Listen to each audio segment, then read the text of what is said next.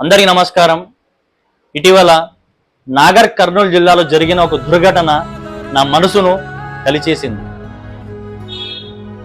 పండుగ సందర్భంగా జరిగిన ఈ ఘర్షణలో ఒక చిన్నారి ప్రాణం కోల్పోవడం చాలా బాధాకరం. ఈ సంఘటనపై నేను మనస్ఫూర్తిగా నా సంతాపం వ్యక్తం చేస్తా ఉన్నాను.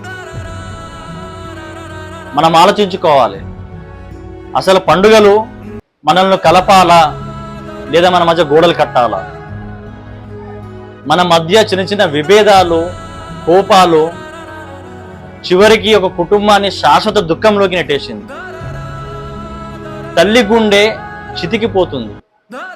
తండ్రి చేతుల్లో పెరిగే చిన్నారి ఇక లేదు అని తెలిసినప్పుడు వారి పరిస్థితి ఎట్లా ఉంటుందో మనం ఊహించుకోగలమా? ఆ కుటుంబం ఎదుర్కొంటున్న బాధను మనం మాటల్లో చెప్పుకోలేము. అసలు జాతర నిర్వహించింది ఎవరు? భద్రతా అధికారులు ఎవరు? అక్కడ పరిస్థితి అదుపు మళ్ళినప్పుడు ఎవరు ఎందుకు జోక్యం చేసుకోలేరు?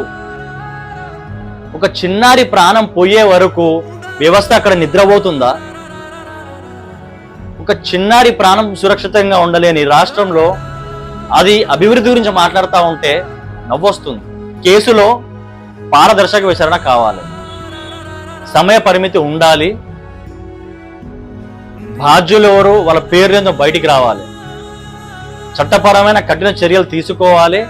ఈ చిన్నారి కుటుంబానికి మా కల్వకుంట్ల కవితక్క గారు అండగా ఉంటారని తెలియజేస్తూ ఈ నిందితులను వెంటనే శిక్షించాలని డిమాండ్ చేస్తా ఉన్నాం.